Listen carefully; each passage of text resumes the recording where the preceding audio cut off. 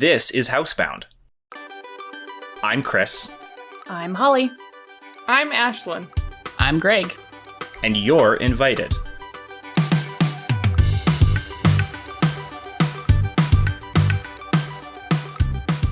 Welcome to Housebound, a podcast we made because we needed company. In it, we talk about things that are on our minds, and on today's episode, we're going to be talking about guilty pleasure, TV, and movies. Everyone ready? Yep. Here we go. Okay. Okay. I don't want to. I'm not ready to be this vulnerable on the internet. This vulnerable.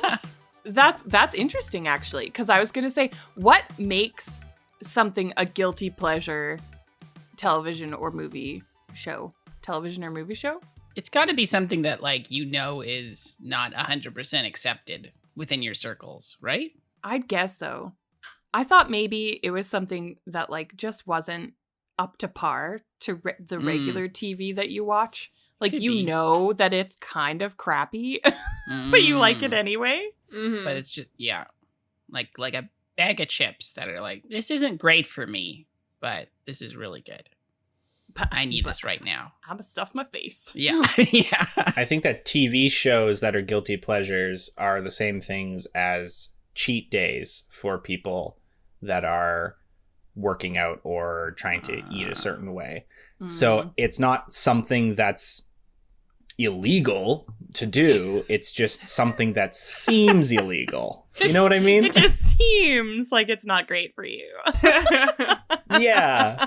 Yeah. Or as a friend of ours would say, dirty pleasure. That Which- means something different. That means something different. I'm pretty sure. I haven't looked not it up. talking I about think that. we can all assume. And he was very mistaken. He meant guilty pleasure, but he mixes words up in his mind sometimes. And so that was funny because he said, my teen wolf is my dirty pleasure. And we were like, excuse me? What did he say? Yeah, try again. Do you guys have any shows or movies that you would consider guilty pleasures or that maybe other people would consider guilty pleasures because you obviously like to watch them? Yes, I do. Do tell, Christopher. I watched the entire series of How to Get Away with Murder. It was Wow. compelling at times, but it was just a drama by the end. But I couldn't stop watching it because then I wouldn't know the whole story, right? You can't just drop it, otherwise you don't know how it ends. You have to keep watching it. So I watched the whole thing. And I also tried to watch Scandal. That was so, if you know me and the kinds of shows that I watch, and then these two shows are suddenly inserted into that It doesn't make sense. It library does not compute. of choices, it doesn't even compute with me. I know watching it that I just, why am I watching this? I only got half a dozen episodes into Scandal. I couldn't handle it. Still half a dozen more than we thought you would. Yeah. Yeah, I was like, maybe it gets interesting. I don't know. And yeah, so I think those are my television show examples. For the most part, I stay within my genres. So I also have Scandal on my list. Oh. But the funny thing about Scandal is I watched it when I was in university and I really enjoyed it. But Scandal does some interesting things if you continue on through the series. They switch things up in really Nope. creative and cool ways. don't But Don't the care. first few series are yeah. The first one few Shonda Rhimes series- show is enough for me. She has a whole frickin' empire. She is on my list as well. Yeah. Yeah. Anyways, so I watched Scandal when I was in university, but the funny thing is I made it up until the last 4 episodes, and then I stopped. And so I've never officially finished it. Yeah. What? 3.5 episodes left. That's ridiculous. Does the show actually end? I thought it was does still going. apparently have an ending. I do not know how it ends. Sometime in the future, we should all I just need get to together finish Scandal. and we'll make some popcorn. We'll step into the last 4 episodes, totally out of context, and watch it with Ashlynn so that she can actually finish. finishes the series. Yeah. We'll make a night out of But- it. Chip dip, guacamole, whatever. I think the part about Scandal that makes it a guilty pleasure, though, is some of it's really good and some of it's really interesting. But the main character, Olivia Pope, she has 2 men in her life who neither of them are particularly good for her. Great. And so throughout all the seasons, she just flip-flops between one and the other. She's always with one of these two guys, and they're not particularly fantastic men. So I think that's what makes it a guilty pleasure, is just that, like, so much of it is about her love life, which is an absolute mess. No idea how they're going to wrap up this season, but I'll see eventually, I guess, when you all come over. Well, hopefully she chooses neither of them if they're both terrible. She chooses Yeah, they're both pretty bad. power in herself or something. Yeah. She's not that great either, so... I guess by definition, a guilty pleasure show or movie has to be something that you feel guilty about because you are pleased to watch it. So you actually get some enjoyment out of it. So for me to say that Scandal was a guilty pleasure, I guess doesn't really make that much sense. It's more like a shameful confession, because I dipped my toes and then wanted none of it. So that was a freebie, guys. That was a freebie. Yeah.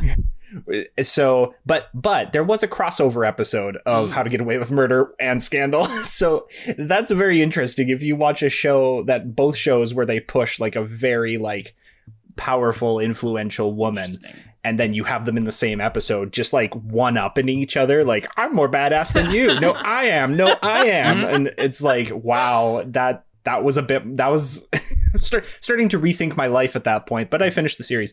So I feel like that's just Batman versus Superman, but with ladies. Yeah, maybe. And no capes, unless you count Olivia's little shawl thing. Yeah, anyone remember Civil War? Which Fast and Furious was it where neither Vin Diesel nor Dwayne Johnson were allowed to be, like, they're fighting each other, but in their contracts, neither of them are allowed to be, like, lose a fight or whatever is in their contracts. Correct. And so it's literally just like one-upping each other, but nobody got hurt. Oh, dear. Yeah. So, that's anyways. funny. My Shonda Rhimes guilty pleasure is Grey's Anatomy, which I loved when I was in university because I started watching it with my roommates when I went to the U of R. And then I just kind of continued without them because I left the U of R and went to the U of S. So I originally liked it for the medical stuff, but of course you get sucked in, right? Like, oh yeah, you're just gonna. But it kept going and going and going, and now I finally stopped watching it because my favorite character that had been there from the beginning, which I haven't even seen the beginning of this show. Like, I came in on like season 6 or something like that and watched whatever really? it is now, season 13, and then like was like, okay, I'm done. That's enough.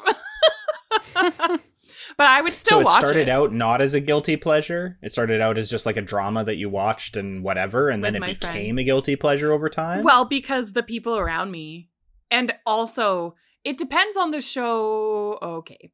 It depends on the episode like arc that's happening in that show at the time, I think, because sometimes they can be really interesting and like medical based and even accurate sometimes, but I am not going to claim that it is accurate all the time because that is not true.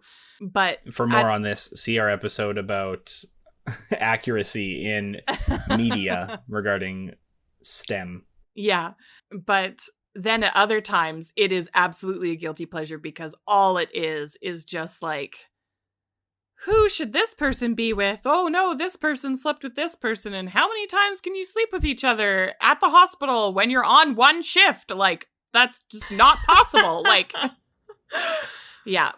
Anyways, so definitely that's one of them. That one I am less guilty about than this next one, though, which... which I absolutely love, but it's Vampire Diaries. Okay. No way. Yeah, I love that show. Chris. It's so bad. And I know it, but I love it. Yeah. Anyways, let's move on now. Yeah. Hey, Greg, you got any guilty? Who are the main actors in Vampire Diaries? I'm trying to picture that one. There's so many like similar vampire ones in my head. The actors' names? She's not going to know their names. Oh, I don't know their names. when I see them in other stuff, I point them out and I go, Chris, that's Damon from Vampire Diaries. Was one of them in Lost, like at the beginning, like the rich brother and sister? The rich brother and sister. The brother? It was the boy. Yes. The Yeah. boy The is one brother. of the Okay. actors. Yeah. Yeah. Yeah, and he's my the Vampire favorite. Diaries is the show that Vamp. has that spin-off prequel, right? I don't know. What are you talking Which about? is the vampire show that has like the one that's called like the something, and it's just the last name of like the ancients from that show. Yeah, maybe that's Or is from that- Vampire Diaries. Is that Vampire Diaries or Could is be. that? And I only know this because this same friend who really likes Teen Wolf, it's weird. His whole repertoire of shows are basically just all guilty pleasures, just but for likes him, they're terrible just the shows that he watches. We just think of them as guilty pleasure shows, but he just watches. That's all he watches. So it's really It's not all he watches, but yes, a lot of it. Yeah. it's a majority. It's very entertaining. Yeah. I guess when it comes to like sort of movies and TV, there is one franchise that I will without hesitance support, go watch if they do like a TV show of, and that's the Lego franchise. Oh. I love Oh, the Lego movie 1 and 2, both great. Lego Batman, yeah, bring it on. I even like have like anything Lego Star Wars, super enjoyed that. So they have some like TV shorts like the Padawan Menace and the Empire Strikes Out or something like that. And dear. yeah, and Droid Tales. That was a retelling of all 6 of the original episodes of Star Wars from the droid's perspective. Very good. So Was yeah, it really? yeah, actually, it wasn't too bad. It was pretty good. So like even stuff like the Freemaker Chronicles. yeah, and- Freemaker Chronicles, because that's like a TV show. That's actually really good. Where I've kind of drawn the line, I bought the first few of them, but they've made a bunch of Lego DC kind of short movie things for TV. So like yeah, they 60 made a minutes. lot. They've made a lot of them. I haven't been able to keep up, and also the quality of them isn't like, I don't think as good, or maybe I'm just not into the DC world enough to get their little references that they make, so I don't find them as funny. Mhm. But yeah, love the Lego stuff ever since like buying the like Lego Star Wars on the GameCube episode, 1 to 3. Oh, so good. And then we had it also on Game Boy Advance as well. So that was fun. Yeah, love the Lego franchise. I will continue to support them. So yes, I even bought Lego Ninjago movie, which was not as great of a movie, but I have it on Blu-ray DVD. So if you guys ever want to watch it, I own it. Good. Thanks. Yeah. And I didn't force, but it was my birthday. And I share it with This is well, officer. I forced. No, I don't want to say forced. It was my birthday, but hear me out. So I got to choose, dear. and So I I made got to everyone choose. do something. I they made didn't wanna do. everyone watch like the Lego Batman short movie that was done from just compiling a bunch of the animated segments, cutscenes of the Lego from the Batman video DC game. movie. Yeah. Yeah. Sorry, DC video game. And they did add some extra stuff to help smooth it over. But yeah, it wasn't great. It wasn't a great 60 minutes. Nobody was really laughing. But I was like, I am It's my birthday. I am Sucks 19 for years you. old, and I am allowed to do this. Y'all are gonna watch this. So Oh, It is my that's funny. birthright for you to Yeah. watch this terrible compilation movie. You know that your birthday is also Mark's. You know need what? to And cooperate. I did not consult him. I did not say, "Hey, Mark, are you okay with this?" I just said, "We're doing this," and he was like, "All right." So You shouldn't just boss him around. yeah. Oh, that's funny. Yeah. So, anyways, that's 60 minutes that I can't get back, and also that I own now for forever. So there we go. Oh my goodness, that's so funny. Yeah. So anyways, that's probably one of the main guilty pleasures. In terms of like, I don't know, like I don't really have a ton. I think that's just my main one would be that whole series, and having people groan when I say, "Hey, a new Lego movie's coming out." Great. Yeah. Everything is awesome. So I don't think I have any movies. I've been trying to think about it as we've been talking, and A franchise that you know is just actually kind of terrible, but you like it anyway. Oh, I Like, have for movies. instance, Fast and Furious. well, It's kind of okay, so- terrible, and we shouldn't like it. But Fast Right, and Furious is pretty well received, like critically, and culturally. Unless you talk about the plot or the physics or anything else, like they're not that great. I would consider Fast and Furious a guilty pleasure somewhat. Yeah. But yeah. I guess I'm trying to figure out what actually defines something as a guilty pleasure, and it has to be individually. Like it can't possibly be as a collective. So if a movie critically is well or poorly received, I don't know necessarily that makes it a guilty pleasure if you like it or not, because it kind of should depend on what the majority of what you consume is. And for me, action movies are well within the realm. Like, I'll give it to you. Fast and Furious movies are not like phenomenally accurate, mind-boggling, cause you to think and go out and be better in the world kind of movies.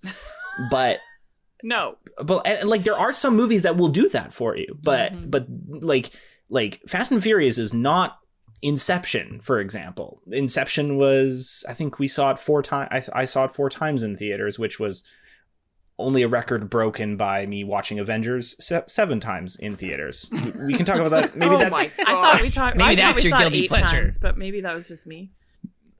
But Inception was a great movie when I saw it, and it was like the top tier, like top echelon of movies in my mind at that point. But like, not all movies are like that, but I would still kind of slide Fast and Furious into my like action adventure category. And so I don't typically think of that as outside of the normal. But like, you could be, that being said, you could be onto something with the accuracy or the way that the movie is received, I guess. But yeah.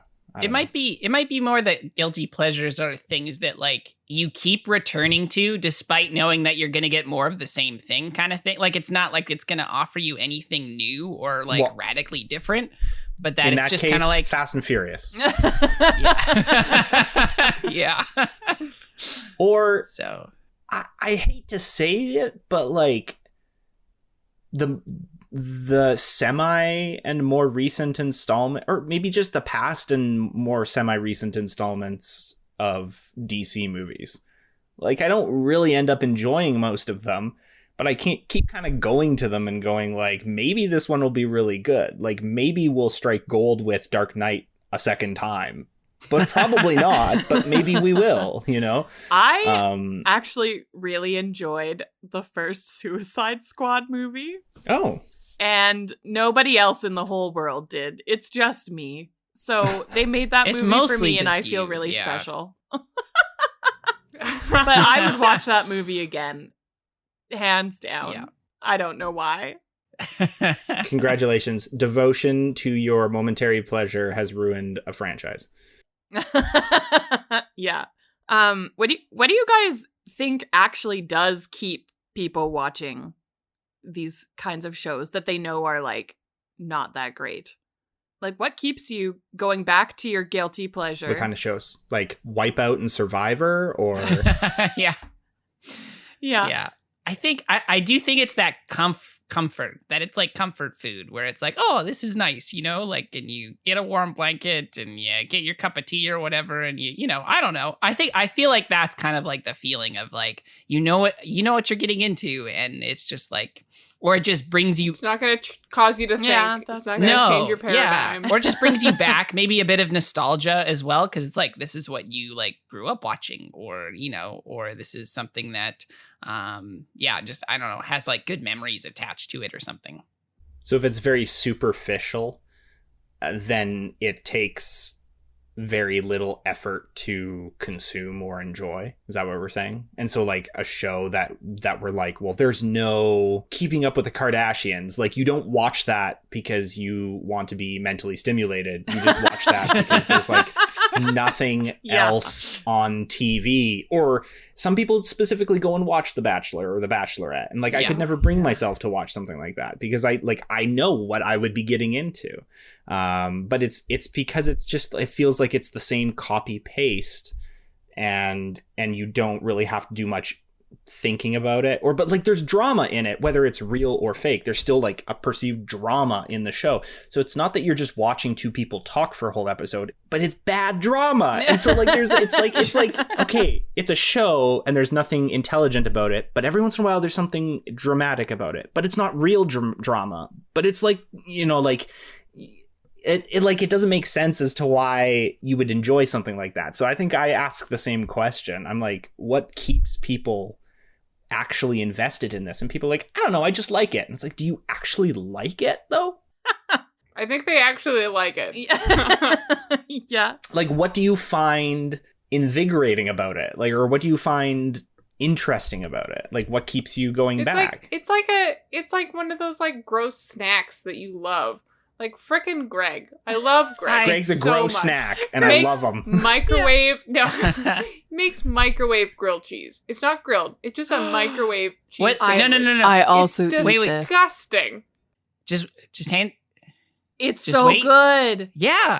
But what I end up doing though is I end up toasting. I toast it first though, just so I that don't it do like that. grills the side. Soggy Yeah. bread, melted cheese. Oh wow! I mean, Yeah. I have done that as well. So either way, I think it's quick, it's efficient, and it's wonderful. So yeah, It is wonderful. high five, Holly.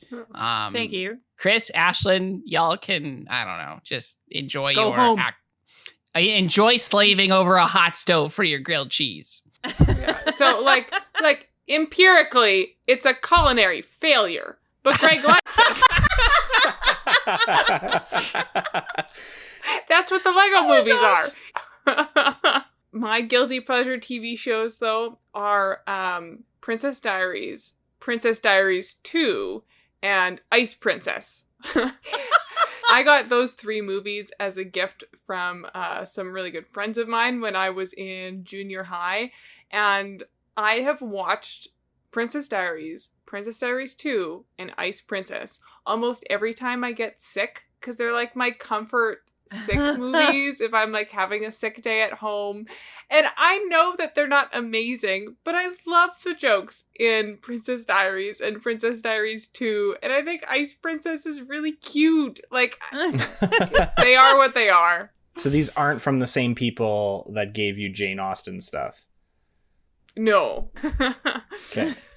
Yeah, but I like them. Yeah. One of the things along with that I think that does keep bringing people back to guilty pleasure television shows specifically, is that they tend to give you the tropes that you love over and over and over and over again. So like Yeah. Vampire Diaries, there's of course all of the drama in her love life, but also there's the trope of like, you did something awful to her, I'll kill you for that. And it's not like a great trope, but I love it. Yeah. And I wouldn't want it in my real life, but I love to watch it. Mm-hmm. Yeah. And so it's not, gonna, I they're know not that it's original gonna happen. thoughts. No, Yeah. it's absolutely a trope. And you know that it's happening when it's happening. Oh, that's what the other show is called. It's called The Originals. Oh, yes. Mm. Yes, that Was is that part of off that series, Vampire or is it part of Diaries. one of the other vampire shows? No, it's off of Vampire Diaries. Okay, Hmm. great. Yeah. Glad we could clear that up.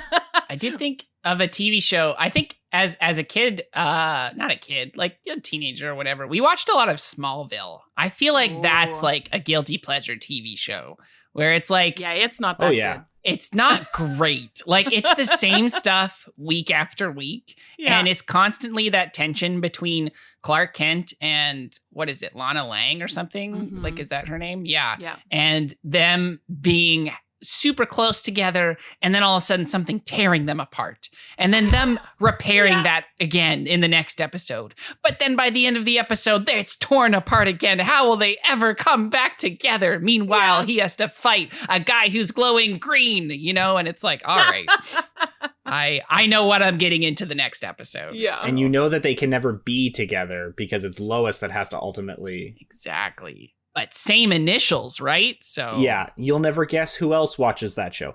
But no, I have also watched that show. So. And have you ever noticed that these shows tend to go on for like 8 seasons or more? Like they're Yeah. so Because so people long. love them. Yeah. But you never hear about them. After like the first 3 seasons, you don't hear about them anymore. They just have this following is in secret because nobody wants to say that they watch Vampire Diaries. And then 2 years later, they're on season 19. Yeah. And you're like, how did you even do that? Yeah. But then the shows that are really good are the ones, at least that I feel, and I know that a lot of you feel the same way, that are really compelling shows. Like get canceled and moved to another network and then canceled again. And you're like, what? Why does nobody want to watch these shows? Like this is not the exact same as like a mindless drama that like vampire shows or whatever, but it has like there's a lot of like the humor elements that are still a part of the show. Well, shows that are well done are expensive to make. And so networks are expecting more out of the viewership, I think. And if they don't get that, they're like, this isn't worth it. Whereas shows that are crappy are inexpensive to make and they don't need a ton of viewership to keep them going. Yep. You don't need a whole lot of character development when Olivia Pope just flips between 2 men. No. And when she cries every episode. Yeah. Is this the 5 minutes where she cries? I don't know. It's interesting that Shonda Rhimes has made such an empire over these kinds of shows. Like she has tapped into what people want and given it to us. She's aced those tropes. Like they're done well, you know? Yeah. Or at least well enough. Mm-hmm. Well enough for me to keep coming back. Yeah. So that was Guilty Pleasures. If Housebound Podcast is your guilty pleasure. Yeah. We support you. Please don't let us know. We can't take that kind of hit to our pride. To our pride. Our egos can't be shattered like that. If the Housebound Podcast is your guilty pleasure, you can catch us on Facebook, Instagram, and Twitter, where we'll post about stuff that's happening with the podcast, or sometimes some little snippets of episodes. And if you want to catch our full-length episodes, they're available on all major podcast platforms, and you can send us an audio message if you'd like on anchor.fm. And drop us a line. We'd love to hear about what TV shows or movies are your guilty pleasures, or what other podcasts that you're listening to. So let us know. See you later.